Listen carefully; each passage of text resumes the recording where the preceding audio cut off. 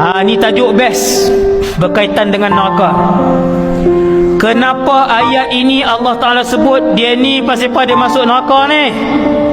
Pasal apa dia akan duduk lama dalam neraka? Pasal dia ni tak ada kawan yang boleh mengeluarkan dia daripada syurga. Kata para ulama, siapa yang ada kawan orang yang soleh, maka orang soleh tu bila duduk dalam syurga, dia akan cari kawan dia.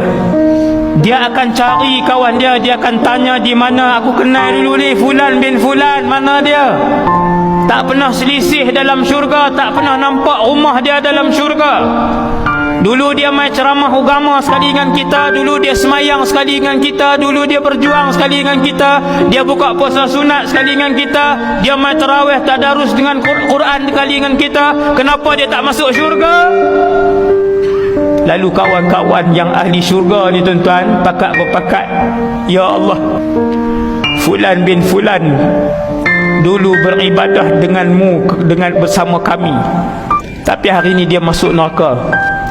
Wahai Allah, izinkan kami memberi syafaat kepada Fulan bin Fulan.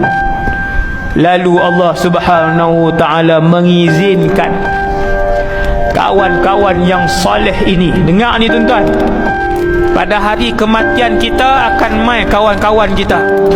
Kalau kaki mengai, hari kematian dia penuh dengan geng-geng joran mai. Saya tak kata geng joran tak bagus, bukan, saya nak buat contoh.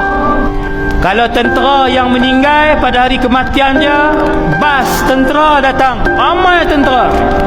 Kalau jururawat yang meninggal pada hari kematian dia, 30-40 orang jururawat mai.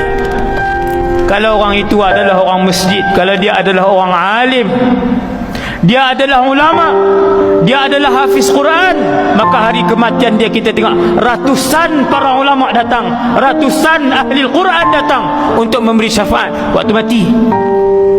Maka perbanyakkan kawan soleh, perbanyakkan kawan soleh. Dengar Tok Guru besar-besar mai bagi tahu kat ADK, saya nak jemput Tok Guru tu mai rumah saya makan. Tok Guru bukan kami ni ustaz kecil-kecilan, tak ada makna. Tuan-tuan guru yang besar, yang saleh, insya-Allah yang saleh, bagi tahu kat masjid, mai rumah saya nak jamu makan.